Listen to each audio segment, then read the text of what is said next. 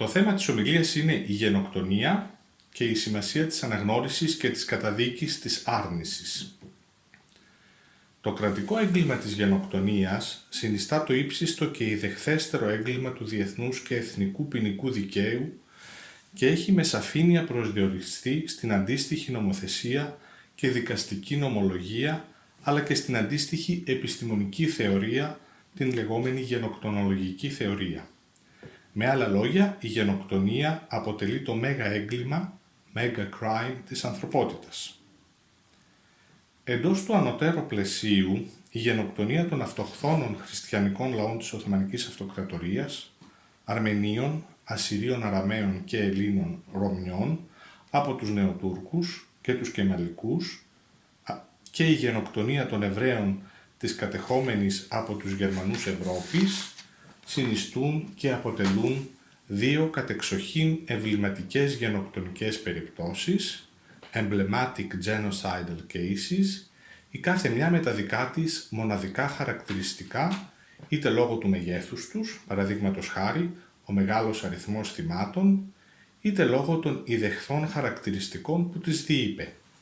τρόπος, βαθμός και μέθοδοι εξόντωσης, χωρίς αυτό να σημαίνει ότι και άλλες αποδεδειγμένες και αναγνωρισμένες γενοκτονίες δεν υπήρξαν σημαντικές ή μοναδικές, η κάθε μια για τους δικούς της λόγους. Οι δύο αυτές εμβληματικές γενοκτονικές περιπτώσεις, των χριστιανών της Οθωμανικής Αυτοκρατορίας από τη μια και των Εβραίων της Ευρώπης από την άλλη, έχουν επαρκώς και ανδιαμφισβήτητα τεκμηριωθεί στην διεθνή επιστημονική βιβλιογραφία και έχουν αναγνωριστεί ως τέτοιες από επιστημονικούς φορείς, διεθνείς οργανισμούς, πολιτείες και κράτη. Όπως είναι γνωστό, η Γερμανία έχει επισήμως, δημοσίως και κατ' επανάληψη αποδεχθεί την ευθύνη της στη διάπραξη του εγκλήματος της γενοκτονίας εναντίον των Εβραίων. Έχει ζητήσει συγγνώμη, έχει καταβάλει και συνεχίζει να καταβάλει αποζημιώσεις και επανορθώσεις και έχει εντάξει τη μνήμη των θυμάτων, των επιζώντων και των απογόνων τους στη δημόσια ιστορία και μνήμη του γερμανικού κράτους και της κοινωνίας, αλλά και της ανθρωπότητας γενικότερα, αναλαμβάνοντας κατά αυτόν τον τρόπο πλήρως τις ευθύνες της και διασπώντας δια της αναγνώρισης και της ποινικοποίησης της άρνησης την ολοκλήρωση του γενοκτονικού εγκλήματος κατά των Εβραίων της κατεχόμενης Ευρώπης. Στον αντίποδα, η Τουρκία αρνείται πεισματικά τη δική της αποδεδειγμένη και ανδιαφυσβήτητη πλέον από την ιστορική έρευνα ευθύνη, μολονότι αυτή έχει επαρκώς τεκμηριωθεί και αναγνωριστεί διεθνώς, είτε σε επίπεδο επιστημονικής τεκμηρίωσης, είτε σε επίπεδο πολιτικής αναγνώρισης. Ενδεικτικά αναφέρω πως η τελευταία σημαντική αναγνώριση της τουρκικής ευθύνης στη γενοκτονία των χριστιανικών λαών της Οθωμανικής Αυτοκρατορίας είναι η αναγνώριση που προέκυψε από την Αμερικανική Γερουσία και από το Αμερικανικό Κογκρέσο. Η γενοκτονολογική επιστήμη και θεωρία υποστηρίζει ότι η μεταγενοκτονική προπαγάνδα, η οποία εμπεριέχει μεταξύ άλλων δικαιολόγηση του εγκλήματος, απόκρυψή του και άρνησή του, συνιστά αναπόσπαστο μέρος του εγκλήματος αυτού καθεαυτού, όντας η συνέχιση και η τελική φάση του, η ολοκλήρωσή του. Κατά συνέπεια, η εκδίκαση και τιμωρία ενός εγκλήματος, και μάλιστα του συγκεκριμένου εγκλήματος της γενοκτονίας, του ιδεχθέστερου μεταξύ των εγκλημάτων, πρέπει να θεωρείται ως το σημαντικό βήμα ελαχιστοποίησης των φρικτών συνεπειών του. Στο πλαίσιο αυτό εντάσσεται και η καταδίκη της άρνησης.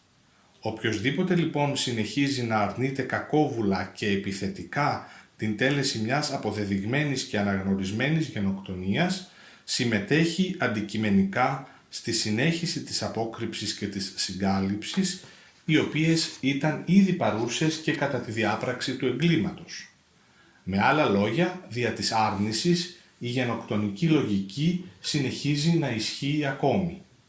Η καταδίκη λοιπόν της άρνησης δεν έχει τίποτε να κάνει με το ιερό δικαίωμα της ελευθερίας της έκφρασης, και τούτο διότι η δια της κακόβουλης και επιθετικής άρνησης συμμετοχή και συνέργεια σε ένα μαζικό έγκλημα αυτής της ιδεχθούς φύσεως και μεγέθους όπως η γενοκτονία δεν μπορεί και δεν πρέπει να κρυφθεί πίσω από το συνταγματικά κατοχυρωμένο δικαίωμα της ελευθερίας της έκφρασης. Η άρνηση μιας γενοκτονίας συντελείται είτε δια της καθολικής άρνησης, παραδείγματος χάρη το γεγονός δεν συνέβη, είτε δια της ελαχιστοποίησης των εγκλημάτων των θητών από μέρος του θήτη, είτε δια της άρνησης της συνέργειας μιας εθνοτικής ομάδος που συμμετείχε ή τα συνδιέπραξε, είτε δια άλλων τρόπων, εξίσωση θήτη και θυμάτων, εξίσωση εγκλημάτων, επίκληση ψευδών ή ανυπόστατων αιτιολογήσεων. Τα χαρακτηριστικά αυτά ενυπάρχουν σε όλη την λογική άρνησης της Τουρκίας. Σπάνια υπάρχει κάτι άλλο το οποίο μπορεί να δηλητηριάσει τη σχέση μεταξύ των θητών και της ομάδας των θυμάτων από την άρνηση. Ενώ οι τελευταίοι θρηνούν τα θύματά τους, οι προηγούμενοι κατά βάση διατείνονται και ισχυρίζονται ότι οι νεκροί είναι ανύπαρκτοι, κάτι το οποίο έχει ως συνέπεια την πικρία των εν ζωή θυμάτων. Και εδώ ως θύματα ασφαλώς εννοούμε τους επιζώντες και τους απογόνους τους, διότι τα φυσικά θύματα αυτά καθεαυτά έχουν πεθάνει κατά τη διάρκεια της τέλεσης της γενοκτονικής διαδικασίας. Επιπλέον, η άρνηση του θήτη, αλλά και η σιωπή της παγκόσμιας κοινότητας, καθώς επίσης και οι συστηματικές προσπάθειες να αμφισβητηθούν αποδεδειγμένα ιστορικά γεγονότα, αποτελούν πηγές οδύνης, απελπισίας και απόγνωσης για τα θύματα, ενώ ελοχεύει πάντα ο φοβερός κίνδυνος επανάληψης παρομοίων γεγονότων από τον ίδιο το θήτη ή άλλους θύτες. Εδώ υπάρχει παραδείγματος χάρη το παράδειγμα της Οθωμανικής Αυτοκρατορίας και της Ναζιστικής Γερμανίας. Επειδή η Οθωμανική Αυτοκρατορία, η Κεμαλική Τουρκία δεν τιμωρήθηκαν όταν θα έπρεπε, δηλαδή το 1922 ή το 1923, η Ναζιστική Γερμανία προχώρησε σε ένα παρομοίου είδους έγκλημα όπως η γενοκτονία των Εβραίων. Και αυτό συνέβη ακριβώς λόγω της επιτυχούς καταλήξεως του γενοκτονικού εγχειρήματος αλλά και της ατιμωρησίας η οποία εν τω μεταξύ προέκυψε. Όπως είναι ευρέως γνωστό, ο ιδρυτής της τουρκικής δημοκρατίας Μουσταφά Κεμάλ και το καθεστώς του, αλλά και όσα καθεστώτα και κυβερνήσεις επικολούθησαν, κατέβαλαν κάθε δυνατή προσπάθεια ώστε η διαπραχθήσα από το Οθωμανικό και πρωτοκεμαλικό τουρκικό κράτος γενοκτονία, η οποία υπήρξε αναπόσπαστο μέρος της διαδικασίας δημιουργίας της τουρκικής δημοκρατίας, να υποπέσει σε λύθη το συντομότερο δυνατό.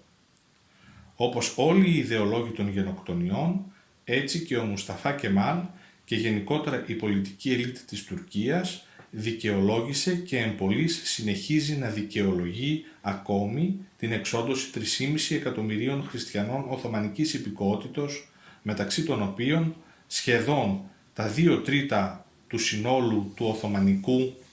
Αρμενικού και του Ασσυριακού Αραμαϊκού πληθυσμού και το 1/2 του συνόλου του Οθωμανικού ελληνικού πληθυσμού ως μια πράξη εθνικής αυτοεπιβεβαίωσης, ενώ η γενοκτονική διαδικασία συνεχίστηκε και μετά το 1923 με διάφορες μορφές, τρόπους, σκοπούς και στόχους. Παραδείγματος χάρη οι Κούρδοι, οι Αλεβίτες,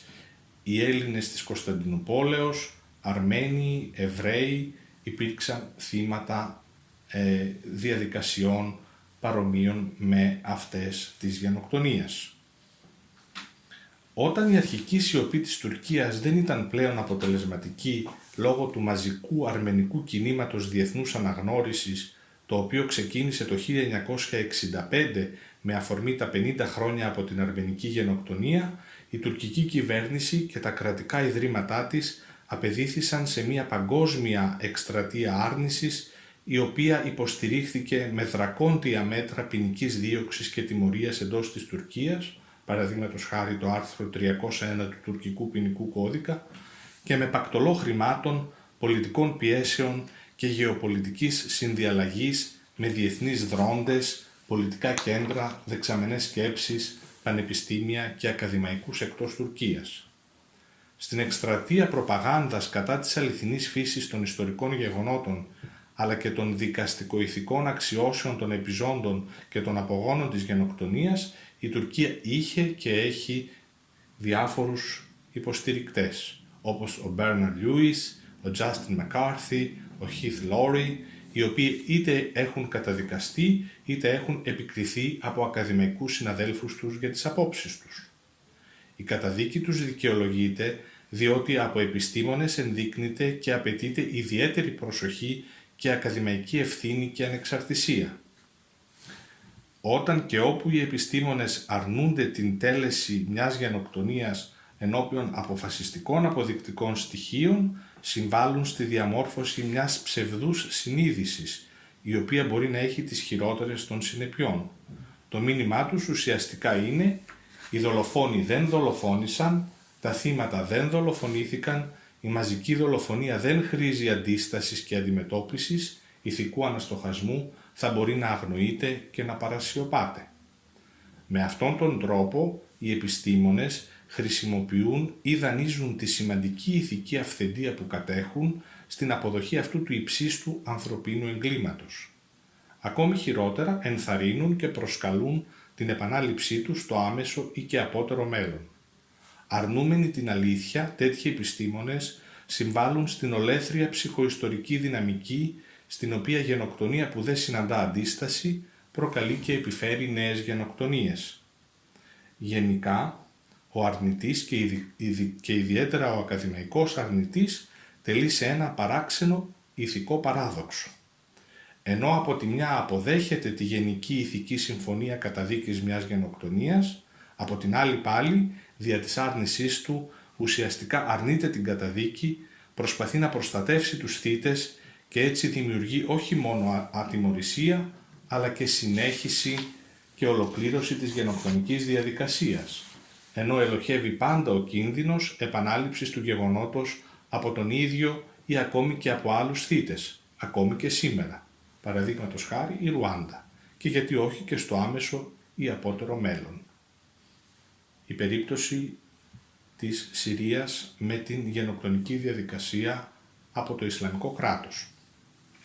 Όλες οι τουρκικές κυβερνήσεις από το 1923 και μετά υποβαθμίζουν και μειώνουν, δικαιολογούν ή αρνούνται τα εγκλήματα κατά των χριστιανικών εθνοτήτων, Αρμενίων, Ασσυρίων, Αραμαίων και Ελλήνων της Οθωμανικής Αυτοκρατορίας, με συνολικό αριθμό θυμάτων τουλάχιστον τα 3 εκατομμύρια, κρατικών εγκλημάτων τα οποία διεπράχθησαν κατά την περίοδο της μετάβασης από την πολυεθνική, πολυθρησκευτική και πολυγλωσσική Οθωμανική Αυτοκρατορία στη μονοεθνική, μονοθρησκευτική, μονογλωσσική τουρκική δημοκρατία.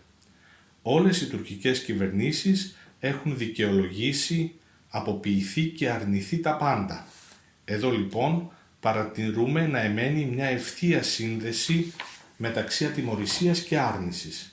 Μόνο η δικαστική δίωξη από το 1946 και εξής, στην περίπτωση του Εβραϊκού Ολοκαυτώματος, έχει εξασφαλίσει ώστε οι επιζώντες και οι απόγονοί τους να έχουν επιτύχει να διαφύγουν από τις συνέπειες της γενοκτονίας,